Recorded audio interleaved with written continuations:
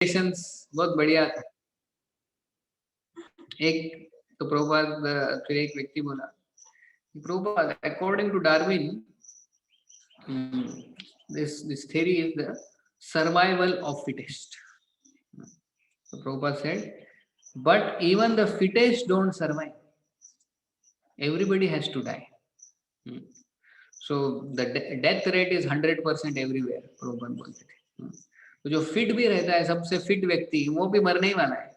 So कैसे Darwin बोलता है कि सर्वाइवल ऑफ फिटेस्ट? कौन सा ऐसा फिट व्यक्ति अब तक जिंदा है? जो भी फिटेस्ट व्यक्ति थे वो सभी चल बसे. So even the fittest don't survive. Prabhupada बोलते थे.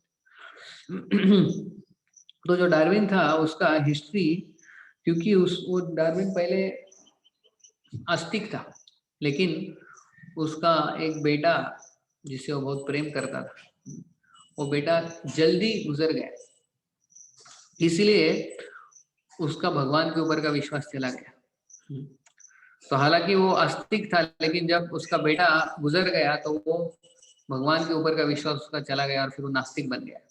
और तब से फिर उसने उसका थ्योरी ऑफ इवोल्यूशन शुरू कर दिया. तो इसका थ्योरी ऑफ इवोल्यूशन जो है उसके काफी सारे रेफ्यूटेशन है, लेकिन हमें वो पता होना चाहिए कि कैसे हम उसको रिफ्यूट करना है. तो श्रील प्रभुपाद ने हमें काफी सारा बताया है.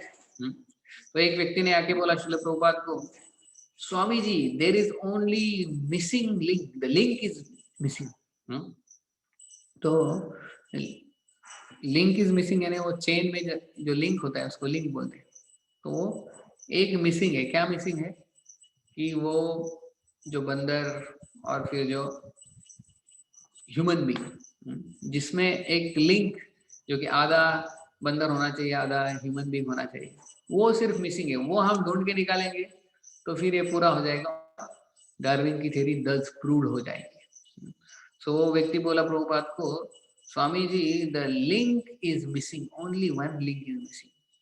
Prabhupada said the whole chain is missing. इधर कुछ है इधर कुछ. द monkeys they are living and the human beings are living. There is no connection. So whole chain is missing, not only link is missing. Or Prabhupada would say sometimes the only missing link is my foot and Darwin's face. That is the only missing link.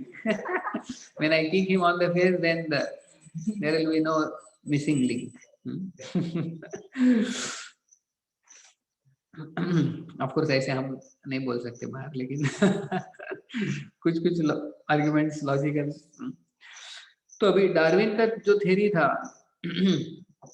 कि the survival of fittest, तो इसमें बोलता है कि Darwin बोलते हैं कि जो फिट है वही सर्वाइव होता है, जो बाकी अनफिट व्यक्ति हैं वो सर्वाइव नहीं हो सकते.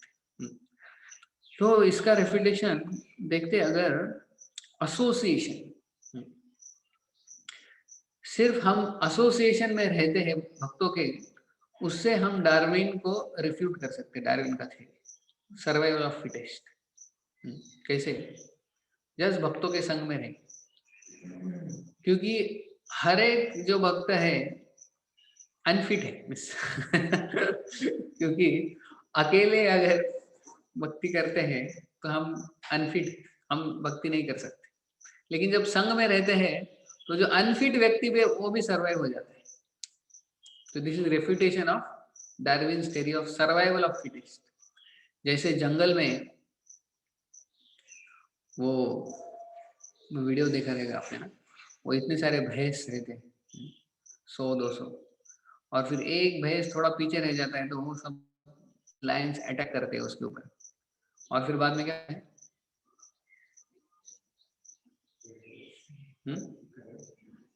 सारे भैंस आते खा देते. तो जो भैंस होता है वो छोटा, उसका बच्चा होता है वो, तो उसको पकड़ लेते हैं. बड़े भैंस को नहीं पकड़ते, छोटे को पकड़ते हैं. लेकिन वो बाकी सब भैंस है फिर वो यू टर्न लेके वो जब आते हैं तो वो सब शेर चले जाते हैं. तो this is refutation of Darwin's theory survival of fittest. जो छोटा बच्चा है he is not fit, so he is not eligible to survive according to Darwin. But still he survives. क्यों? एसोसिएशन. तो एसोसिएशन में रह के लिए अगर रहेंगे तो माया हमें पकड़ लेगी. लेकिन क्यों हम भक्तों के साथ रहते हैं एसोसिएशन में, इसलिए even the most unfit also survives. है ना? तो देखो एसोसिएशन में रह के हम डार्विन का थ्योरी हम निरस्त कर सकते हैं. हम डार्विन का थ्योरी उसका खंडन कर सकते हैं बस एसोसिएशन में रह के. लेकिन हम एसोसिएशन के बाहर चले जाएंगे तो डार्विन का थ्योरी प्रूव हो जाएगा. तो इसलिए एसोसिएशन में रहना है. तो डार्विन्स थ्योरी जो सर्वाइवल ऑफ फिटेस्ट वो सही नहीं है, क्योंकि जो अनफिट है वो भी सर्वाइव हो पाते अगर वो संघ में है तो, एसोसिएशन में है तो. So this is one refutation. और दूसरा है कि जैसे डार्विन ने कहा था कि ये जो प्राणी है कैसे सब स्टार्टिंग में क्या हुआ था, अमीबा, सिंगल सेल ऑर्गेनिज्म जो अमीबा है वो था. लोकनाथ महाराज क्या बोलते हैं कि आपला बा अमीबा की विठोबा. अकॉर्डिंग टू डार्विन आपला बा अमीबा, अकॉर्डिंग टू शास्त्र आपला बा विठोबा. लेकिन अकॉर्डिंग टू डार्विन क्या है, अमीबा जो सिंगल सेल ऑर्गेनिज्म, उससे फिर मल्टी सेलुलर ऑर्गेनिज्म, और फिर उसमें से फिर मछली, और फिर बाद में रेप्टाइल्स, फिर बाद में ऐसे सब क्रिएट हो गए. तो उसमें प्रॉब्लम ऐसा है कि जब डार्विन ने कहा कि ये पहले सिंगल सेल आया, उससे बाद में बाकी क्या हुआ, मल्टी सेलुलर ऑर्गेनिज्म. लेकिन फिर बाद में साइंटिस्ट ने स्टडी किया तो ये सिंगल सेल ही इतना कॉम्प्लिकेटेड है. हमने पढ़ा रहेगा ना साइंस में, क्या क्या रहता है सेल के अंदर, याद है? न्यूक्लियस और साइटोप्लाज्म और माइटोकॉन्ड्रिया, कुछ तो है. कुछ याद आ रहा है. और क्या था, सेलुलर वॉल वगैरह और सब. तो साइंटिस्ट बोले कि this is like a whole city inside the cell. तो एक बड़ा शहर कैसा मैनेज होता है, तो वो cell itself is like city. और ये डार्विन ने बताया नहीं वो सेल कैसे आ गया. वो क्या बोला, सेल था, फिर उससे बाद में मल्टी सेल्यूलर हो गया, फिर एक्वेटिक्स आ गए, फिर रेप्टाइल्स, और फिर एम्फीबियस, और फिर ह्यूमन बीइंग्स, और फिर the monkeys, there are some monkeys and then human beings came. लेकिन वो सेल कैसा आया वही बताया. वो cell itself is a huge in itself a city, whole complicated city. तो उसका आंसर डार्विन के पास नहीं है. तो ये और एक रेफ्यूटेशन हो गया. तो ऐसे तो तो ये जो डायनासोर बोलते थे पहले, डायनासोर्स थे, फिर उससे वो अनफिट थे सर्वाइवल के लिए, इसलिए वो मर गए, अभी नहीं पाते. We don't find dinosaurs because they were not fit to survive. तो एक बार श्रील प्रभुपाद से फिर पूछा एक व्यक्ति ने कि Prabhupada, what do you have to say about dinosaur? Do you know about dinosaur? Prabhupada बोले, I don't know about dinosaur, but I know about Agasaur. In our book there is Agasaur. He was also like a dinosaur, who is like a big demon. He was a big serpent, and he swallowed all the boys, and then Krishna ultimately killed him. So I don't know about dinosaur, but I know about Agasaur.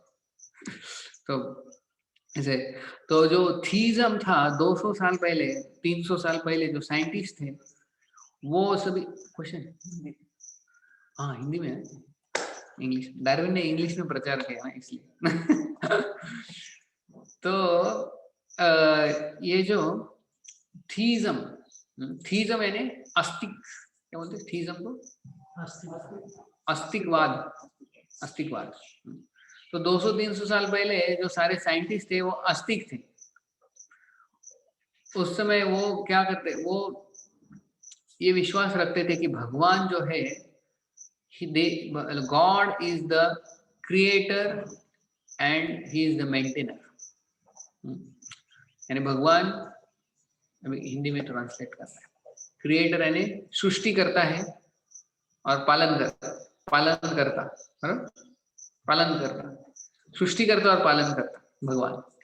लेकिन बाद में जैसे जैसे as बढ़ गया तो जो scientist थे फिर थीइज्म से हो गया डीइज्म, यानी जो साइंटिस्ट बोले कि भगवान ने सब बनाया, सृष्टि किया उन्होंने, लेकिन बेचारे मेंटेन नहीं कर पाए।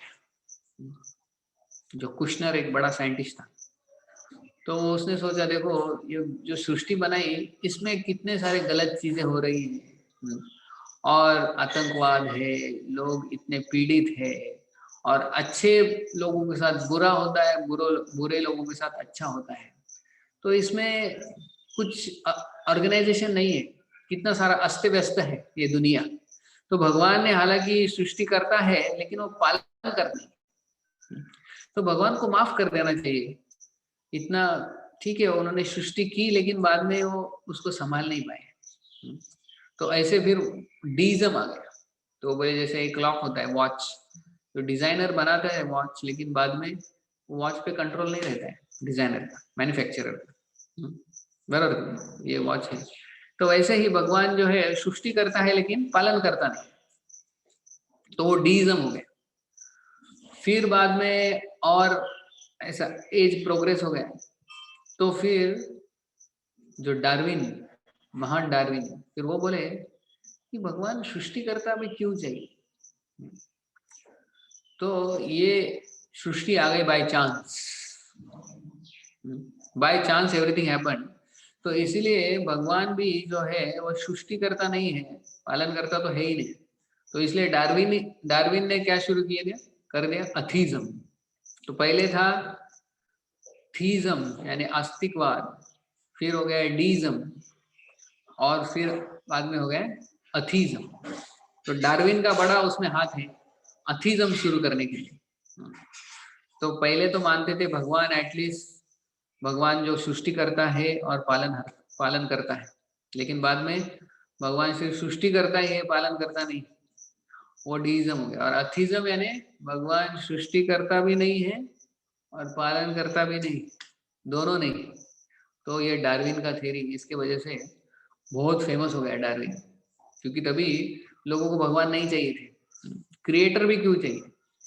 तो इसने अच्छा थ्योरी दिया, एवरीथिंग केम बाय चांस। तो श्रील प्रभुपाद कहते थे कि जो चांस थ्योरी को प्रपोज करते हैं उनको नोबेल प्राइज मिल रहा है।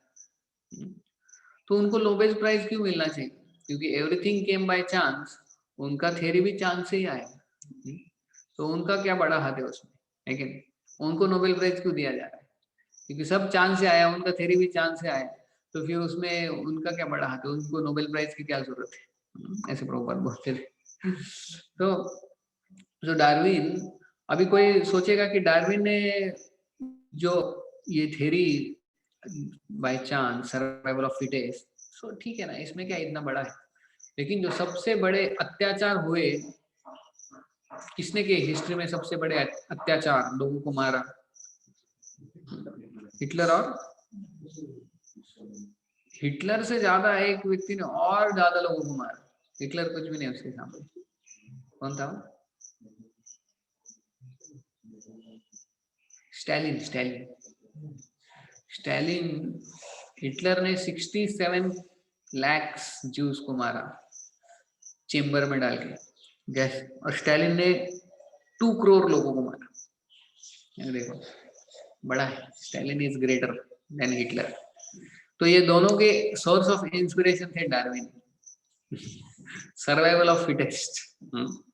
तो ये थ्योरी इतना इनोसेंट नहीं है, इसलिए प्रभुपाद बोलते थे इसका खंडन करना चाहिए, क्योंकि लोग इससे इंस्पिरेशन लेके दूसरों पे अत्याचार कर सकते हैं। इसलिए यहाँ पे भी प्रभुपाद डार्विन को नहीं छोड़ते परपट में।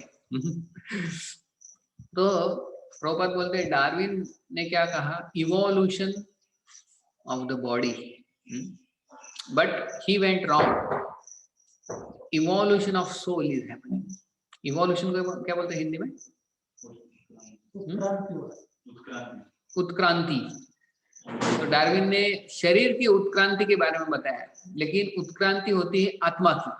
तो प्रभुपाद एग्जाम्पल देते थे, जैसे ये होता है, हम एक छोटे 1 BHK में रह रहे हैं, तो हमारे पास, व्यक्ति के पास थोड़ा लक्ष्मी आ गया, धन आ गया, नहीं पहले सबसे पहले 1 RK, तो इधर हमारे दिखाने RK क्या, 1 रूम किचन, ये फर्स्ट टाइम सुना मैंने, 1 RK, तो रूम और किचन।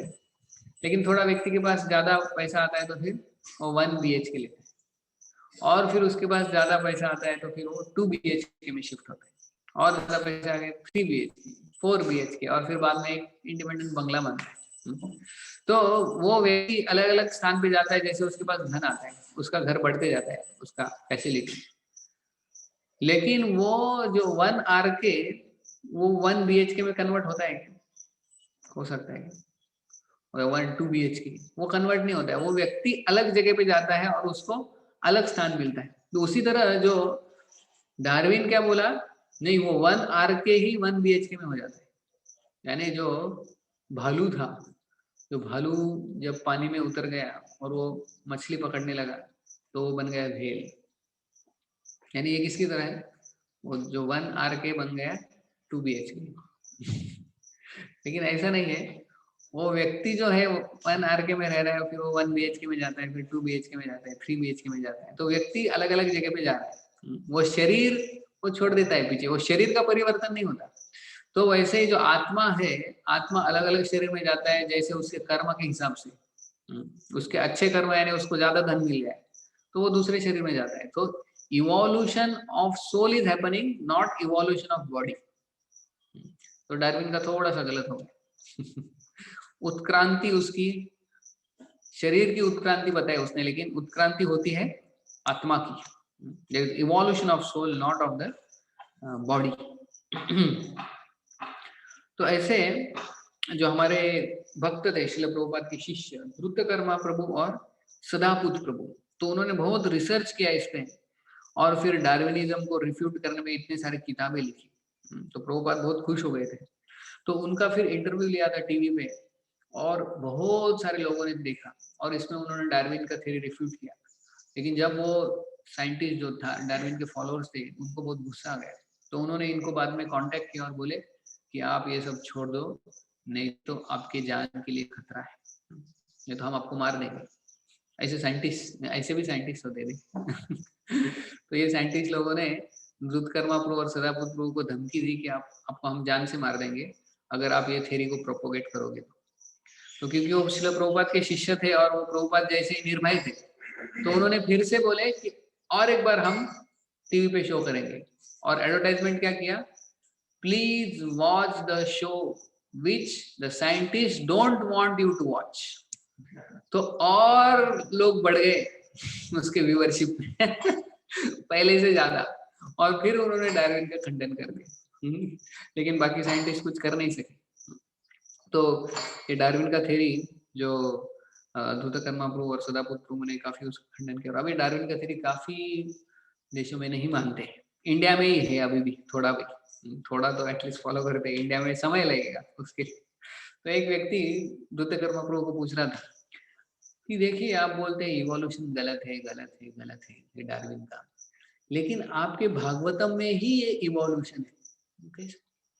देखिए आप ये पहले जो 10 अवतार है आपके, तो 10 अवतार क्या है, ये तो इवोल्यूशन का थ्योरी प्रूव करते हैं। 10 अवतार, सबसे पहला था मछली, आपका मत्स्य अवतार है, फिर बाद में वराह अवतार है, कूर्म अवतार, कूर्म के बाद वराह अवतार, वराह के बाद नरसिंह अवतार, नरसिंह अवतार के बाद परशुराम, परशुराम, फिर परशुराम के बाद राम, और फिर रामचंद्र के बाद कृष्ण, और फिर कल्कि, बुद्धा एंड कल्कि।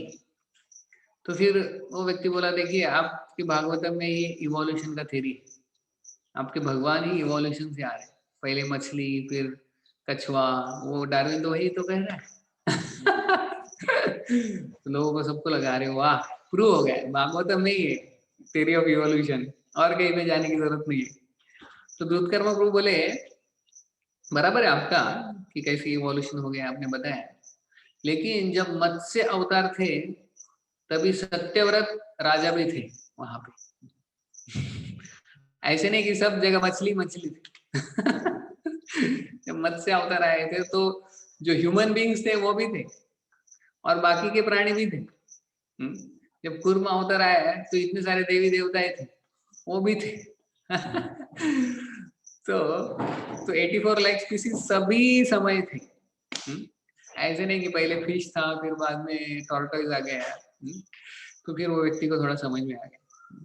तो ऐसे डार्विन का जो डार्विन बड़ी बहुत बहुत प्रचार किया मैंने। तो हमें उससे ज्यादा थोड़ा प्रचार करना चाहिए। तो अभी मैं थोड़ा प्रीचिंग कर रहा हूँ हमारे NCL नेशनल केमिकल लेबोरेटरीज में, उधर काफी सारे साइंटिस्ट थे। तो हम जब डिवाइस लिया हमने और जब डार्विन का ये थ्योरी आ गया तो बहुत ही हल्ला बोला हो गया। और ये ऐसा नहीं है, ऐसा we don't accept this Darwin theory, means we don't accept the refutation of Darwin theory. हम भी रिफ्यूट कर सकते हैं आपकी थ्योरी को। अगर आप हमारे साथ चर्चा करेंगे तो इसका जो आपने रिफ्यूटेशन दिया है जो डार्विन के, हम उसको रिफ्यूट कर सकते हैं। We are scientist, we know. बोले ठीक है अगला सेशन लेते हैं।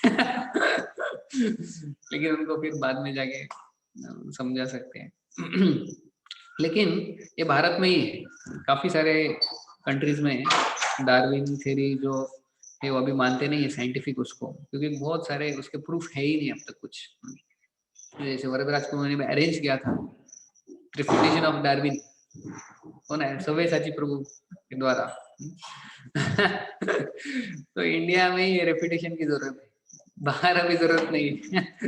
Outside they don't accept Darwin's theory as any more theory, it is only a speculation, Darwin speculation.